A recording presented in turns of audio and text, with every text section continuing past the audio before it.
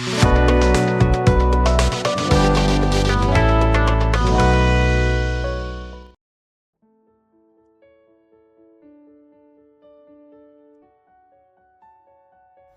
selamat pagi Bapak Ibu Jemaat Tuhan dimanapun berada. Selamat berjumpa kembali dalam Renungan Harian Toraya, Sabtu 8 Februari 2025. Semoga kita semua senantiasa dalam keadaan yang baik dan senantiasa berpengharapan dalam Yesus Kristus. Sebelum kita melakukan segala aktivitas kita hari ini, mari kita teduhkan hati kita sejenak untuk bersama-sama membaca, mendengarkan firman Tuhan yang akan terus menuntun kehidupan kita. Mari kita berdoa. Terpuji namamu ya Bapa yang bertahta di dalam kerajaan surga. Kami kembali mengucap syukur di hadapan hadirat-Mu Tuhan, karena kasih-Mu yang terus Engkau nyatakan bagi kami semua dan kami terus menikmati. Terima kasih atas penyertaan Tuhan sepanjang malam berlalu dan pagi ini Tuhan, kami boleh menikmati hari baru, hari karunia-Mu. Saat ini Tuhan kami akan membaca merenungkan sebagian kecil daripada firman-Mu yang akan menuntun perjalanan kehidupan kami dalam melakukan setiap pekerjaan yang Tuhan boleh anugerahkan. Biarlah Roh Kudus memberkati setiap kami, biarlah kami boleh memahami makna daripada firman-Mu dan kami boleh lakukan dalam setiap kehidupan yang Tuhan masih anugerahkan. Hamba-Mu Engkau berkati yang penuh dengan keterbatasan, biarlah boleh menyampaikan firman-Mu seturut dengan kehendak Bapa di surga. Ampuni segala dosa kami, dalam Kristus Yesus kami berdoa. Amin. Firman Tuhan dari kitab Hakim-Hakim pasal 3 ayat 7 hingga ayatnya yang ke-11. Hakim-Hakim pasal 3 ayat 7 hingga ayatnya yang ke-11, demikian firman Tuhan. Orang Israel melakukan apa yang jahat di mata Tuhan. Mereka melupakan Tuhan Allah mereka dan beribadah kepada Baal dan para Asyerah. Lalu bangkitlah murka Tuhan terhadap orang Israel, sehingga ia menjual mereka kepada Kusyan Rishyataim, Raja Aram Mesopotamia, dan orang Israel menjadi takluk kepada Kusyan Rishyataim 8 tahun lamanya. Lalu berserulah orang Israel kepada Tuhan, maka Tuhan membangkitkan seorang penyelamat bagi orang Israel, yakni Otniel, anak Kenas adik Kaleb. Roh Tuhan menghinggapi dia dan ia menghakimi orang Israel. Ia maju berperang, lalu Tuhan menyerahkan Kusyan Rishyataim, Raja Aram, ke dalam tangannya, sehingga ia mengalahkan Kusyan Rishyataim, lalu amanlah negeri itu 40 tahun lamanya. Kemudian matilah Otniel, anak Kenas. Amin. Dipulihkan dalam pertobatan, tema firman Tuhan yang akan kita renungkan bersama pada saat ini. Jemaat yang dikasihi Tuhan, apakah kita pernah merasa seperti terjebak dalam siklus dosa dan penyesalan yang berulang? Mungkin kita pernah berjanji kepada Tuhan untuk berubah, tetapi akhirnya kembali pada pola yang sama. Inilah yang dialami bangsa Israel dalam perikop pada saat ini. Dalam perikop ini, kita melihat bangsa Israel yang melupakan Tuhan setelah mereka mengalami masa damai. Mereka berpaling dari Tuhan, dan mereka menyembah Baal dan Asyerah, dewa-dewa bangsa Kanaan. Sebuah cerminan sikap yang tidak tahu mengucap syukur dan lupa diri.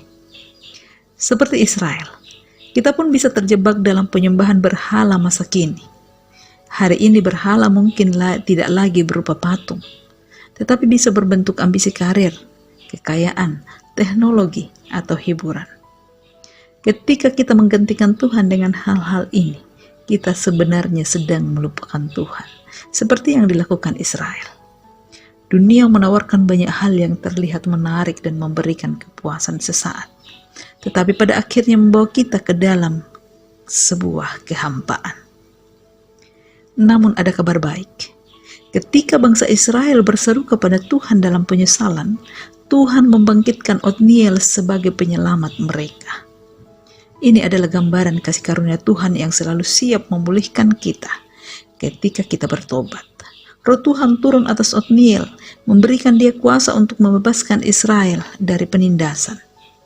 Di sini kita melihat bahwa pertobatan bukan sekedar meminta maaf, tetapi mengakui dosa kita dan kembali ke jalan Tuhan yang selalu setia memulihkan kita. Bapak Ibu kekasih Tuhan, Yesus Kristus Sang Penyelamat telah datang untuk membawa kebebasan dan pemulihan dari perbudakan dosa. Saat kita berseru kepadanya dengan hati yang hancur, Dia mendengarkan kita dan memberikan Roh Kudus untuk menguatkan kita, memulihkan dan memimpin kita dalam kehidupan yang baru.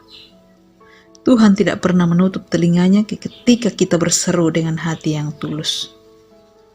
Pertobatan bukan hanya sekedar ucapan di bibir, tetapi juga perubahan hati.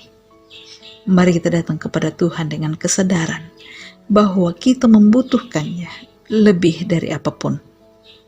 Mari kita minta Roh Kudus untuk menganugerahkan kesadaran dan kekuatan setiap hari bagi kita. Roh Kudus menolong kita semua. Amin. Mari kita berdoa. Terima kasih Bapa di surga, firman-Mu kami boleh dengarkan bersama pada saat ini.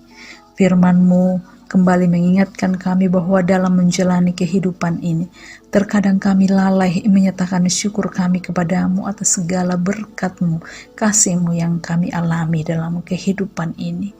Kami terkadang diperhamba oleh kenikmatan-kenikmatan duniawi, sehingga kami melupakan kasih-Mu dan meninggalkan Engkau. Karena itu ya Bapa di sorga, dalam kerendahan hati kami, dengan kesungguhan iman kami datang memohon pengampunan kepadamu. Kami yakin bahwa di dalam ketidakberdayaan kami, di dalam keterbatasan kami karena dosa, Engkau tidak pernah meninggalkan kami dan terus menyatakan kuasa dan pengampunan-Mu bagi setiap kami. Terima kasih Bapa di sorga. Berdoa bagi segenap pelayan-pelayan-Mu di tengah-tengah jemaat-Mu Tuhan, majelis gereja bersama dengan pengurus OIG, kiranya Tuhan terus memperlengkapi dan memberkati, biarlah boleh menyatakan pelayanan dengan baik di tengah-tengah jemaat-Mu Tuhan. Berdoa bagi segenap jemaat-Mu Tuhan dalam berbagai keberadaan hidup yang mengalami sukacita, biarlah Tuhan terus memberkati, memperlengkapi sukacita mereka, dan jemaat Tuhan senantiasa menyatakan syukur kepadamu. Demikian juga yang dalam pergumulan karena berbagai hal, biarlah terus Tuhan menyatakan kasih-Mu bagi setiap jemaat-Mu Tuhan, dan kami senantiasa berpengharapan kepadamu, dan apapun yang kami alami, syukur kami terus nyatakan kepadamu. Terima kasih Bapa di sorga. Berdoa bagi segenap orang tua kami dalam masa-masa lansia, biarlah Tuhan senantiasa memberkati mereka. Biarlah orang-orang tua kami boleh menikmati hidup ini dengan penuh sukacita. Kami berdoa buat anak-anak muda-Mu Tuhan dalam segala keberadaan mereka yang sementara mencari pekerjaan ataupun pasangan hidup, kiranya Tuhan menyatakan yang terbaik.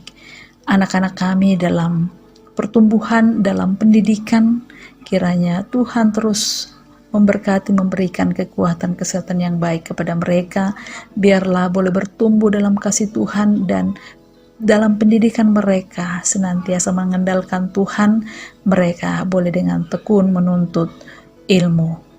Ya Bapa di surga, berkati bangsa dan negara kami Tuhan, berkati setiap pemimpin-pemimpin yang Tuhan boleh pakai untuk menjadi alat-Mu di tengah-tengah bangsa dan negara kami ini Tuhan. Biarlah Engkau mengaruniakan hikmat sehat kepada mereka, dan boleh mereka menjalankan segala pekerjaan dengan baik dan bertanggung jawab di hadapan hadirat-Mu.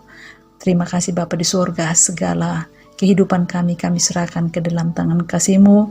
Kami akan memulai segala tanggung jawab kami. Kiranya Tuhan memberkati kami, mendahului setiap apa yang kami akan lakukan, dan dijauhkan dari segala rintangan. Bapa di surga, ini doa syukur permohonan kami Tuhan. Ampuni segala dosa kami. Dalam Kristus Yesus kami berdoa kepada Bapa di surga. Amin. Selamat beraktivitas, Tuhan Yesus memberkati kita semua. Shalom.